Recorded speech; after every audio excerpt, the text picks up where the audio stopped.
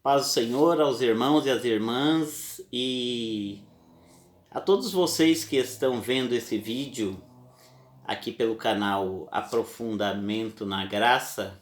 Espero que dessa vez eu tenha acertado o nome do canal, porque minha esposa diz que eu erro ele toda vez que eu vou falar. É um canal que tem o intuito de ser religioso.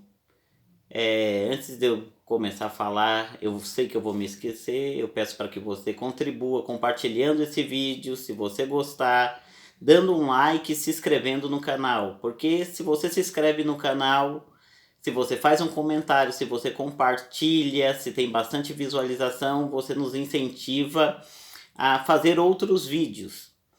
E aí eu deixo sempre o meu e-mail, eu deixo o meu telefone, para que você possa entrar em contato e colocar um tema que você queira ouvir, que nós possamos explorar ele de maneira bíblica. Profecia, escatologia, qualquer tipo de tema. Eu estou com uma série de mensagens que eu vou falar sobre a graça, porque ela tem sido muito barateada nos últimos tempos nas igrejas. Em nome da graça, eu acho que se tem feito muita desgraça. Mas antes de eu começar essa série de vídeos em que eu gostaria de trabalhar com vocês a tensão de graça e lei, eu gostaria de falar de política nesse vídeo. Aí alguém pode me perguntar, mas Daniel, o que tem a ver um canal cristão com a política? Tudo a ver. Porque nunca, depois do pecado em que o homem viveu em civilização, nunca mais a política se separou da religião. Achar que religião é uma coisa e política é outra é tudo que Satanás quer. Toda a Bíblia nós vamos ver desde Nimrod e todos os reinos, o reino de Israel, nós vamos ver Davi, nós vamos ver Saul, nós vamos ver Salomão, reino do norte, reino do sul, reinos pagãos, reino da Babilônia, reino da Medo-Persa, reino da Grécia, Império Romano, e tudo tem a ver com o povo de Deus e com a religião. Tanto é que a besta vai ser um poder político, segundo diz a Bíblia, em outro vídeo eu vou explicar melhor, é só uma introdução esse, que vai te impedir de comprar e de vender. É um poder político. Então o cristão ele precisa compreender algumas coisas políticas. E no nosso cenário brasileiro está acontecendo algumas coisas estranhas. Mas eu gostaria de ler que o ato final da nossa história é um ato político. Eu vou ler aqui, poderia ler inúmeros textos, né, de José, governante do Egito, Daniel, político na Babilônia, homens de Deus na política, mas Paulo diz aos Tessalonicenses porque nós não, né? O homem, por não amar a verdade que eu poderia salvar, se entregou à mentira. E depois de não gostar da verdade e se entregar à mentira, Deus então diz para ele, então vai. E aí ele recebe o espírito da apostasia. E aí Deus retira aquilo que poderia salvar o homem, que é o Espírito Santo que convence da verdade. E aí, retirando o Espírito Santo, vem o anticristo. E o anticristo é um governante e vai agir no ato final da humanidade. Todo esse preâmbulo para mostrar o quanto política e religião estão ligados. Aqui no Brasil nós dizemos que somos um país laico. Ora, o que é ser um país laico? Ser laico não é ser ateu. É simplesmente dizer que a política não tem uma religião em especial. Então, ela não vai impor o cristianismo, ela não impõe o espiritismo, ela não impõe o budismo, ela vai respeitar todas as formas de manifestação religiosa. Então podemos ter um político espírita que respeite o cristão e podemos ter um político cristão que respeite o espírita. Laicidade de um Estado significa isso. Agora já tivemos na história regimes ateus, que querem arrancar do ser humano Deus com toda a sua verdade, com toda a sua moralidade. A França, na Revolução Francesa, em nome da razão, rasgou as Bíblias e tentaram arrancar Deus do ser humano naquele episódio. E aquilo era apenas algo que estava sendo construído politicamente para uma coisa pior que sucederia aquele evento na história. Mas vamos ler aqui um texto, para não dizer que eu não li a Bíblia. Está em Apocalipse 17, eu vou ler do 12 até o 14. Diz assim: os 10 chifres que viste são 10 reis, que ainda não receberam reino, mas receberão poder como reis durante 1 hora depois da besta. Estes têm o mesmo intento, de dar a sua força e o seu poder à besta. Estes combaterão contra o Cordeiro, e o Cordeiro os vencerá, porque ele é o Senhor do Senhor e o Rei dos Reis. E os que são com eles são os chamados, os escolhidos e os fiéis. Então aqui é um texto bem claro, não vou me até explicar, mas no ato final da história, reis com o único intento entregar o poder à besta, que é uma força política, e aí vai fazer oposição contra os eleitos, os fiéis. Vão causar muito sofrimento, só não os vão vencer porque eles são fiéis, porque o cristão é fiel, porque ele vai até a morte, mas ele não nega a sua fé.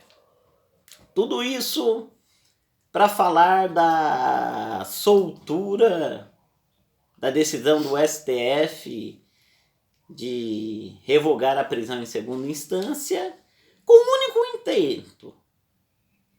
Não estou dizendo que o Lula é a besta. Ele pode ser besta, mas ele não é a besta do Apocalipse. Mas aqui você vê a construção de um cenário. Você vê o judiciário, a instância maior, poder judiciário, os homens vestidos de toga, reunidos 11 pessoas com um único intento. Um empate foi combinado para dizer que a votação foi apertada, 5 de um lado, 5 do outro, mas fazendo um teatro, todos já sabiam qual era o resultado. Vamos revogar a prisão em segunda instância com um único intento de entregar o poder ao Lula novamente. Tanto é assim que no outro dia ele já estava solto. E aí, eu quero te chamar a atenção, não para os agradecimentos dele, para as coisas que ele está fazendo. Porque quando ele foi ser preso, no comício dele, ele está dizendo: eu não sou mais um homem, eu me tornei uma ideia. E agora, quando ele sai da prisão, no seu discurso, ele diz: não dá para me manter preso, porque não dá para se prender uma ideia. Ora, o Lula é a condensação de uma ideia, mas qual ideia que esse cidadão, ex-presidente, condensa em si? Qual é a ideia? Que ideia que ele representa? É isso que nós precisamos entender. E aí eu não sei o quanto você já se aprofundou, mas você precisa ter profundidade para entender sobre isso, sobre o Foro de São Paulo. Ele é a representação do antigo comunismo, que no século XX, em números não atualizados, jogando baixo, com Stalin, Mao Tse-tung, mataram aí pelo menos 100 milhões de pessoas. Lenin matou, Stalin matou, Mao Tse-tung matou. Tudo em nome de um país ateu. Eles eram os comunistas. E eles nunca desistiram de introduzir o comunismo no mundo. Aí você deve ter aprendido um pouco de história da Guerra Fria, ficou de um lado polarizado, os Estados Unidos de um lado, União Soviética do outro. O Brasil se tornou palco dessa guerra na Revolução de 64, contra a Revolução. Uns chamam de golpe, mas o fato é que haviam agentes da KGB infiltrados aqui no Brasil, e a população, na época, a Globo, a Igreja Católica, as instituições pediram, porque estava havendo guerrilha na rua, que houvesse uma intervenção militar, que o exército resolvesse. Bem, o exército resolveu, porém depois não saiu do poder. Ali se constituiu o golpe. Mas foi melhor o que aconteceu do que se nós tivéssemos tido um país comunista, porque Cuba, com Fidel Castro, com Che Guevara, já havia adotado esse regime comunista, e aí você pode ver o que é Cuba nos dias de hoje. No século XXI, nós temos a Venezuela. Venezuela, que é um país que não estão comendo mais cachorro nem animais do zoológico. Por quê? Porque já terminaram de comer os animais. Estão comendo lixo, estão tentando ir para todos os lugares, e Maduro está lá comemorando o Foro de São Paulo, o qual foi instituído por Lula e por Fidel Castro em 1990. E a ideia era tirar o dinheiro do Brasil e fazer toda a América Latina se tornar um bloco comunista e implantar aquela ditadura genocida.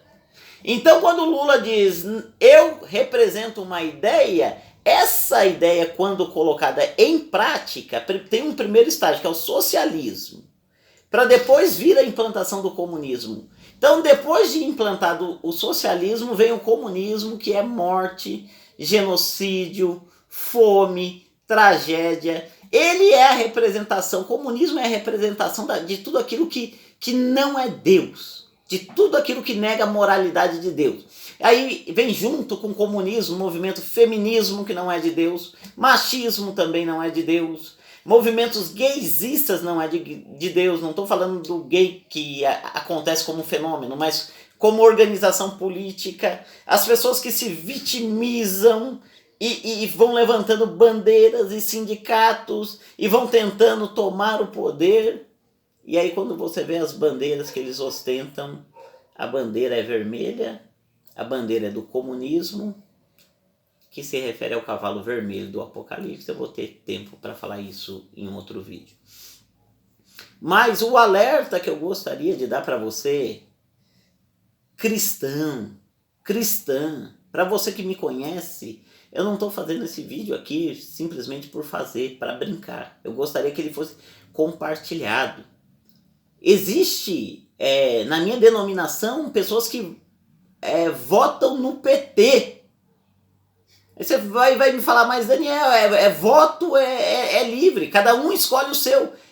Meu irmão, você está completamente equivocado. Você não pode votar contra tudo aquilo que se levanta contra Deus, porque o espírito do anticristo, Paulo disse que a apostasia já estava lá. João diz, vocês ouviram dizer que o anticristo vem, mas muitos anticristos já estão no meio de nós. E ele se levantará contra tudo aquilo que se chama Deus, contra tudo aquilo que é moral, contra tudo aquilo que é legal.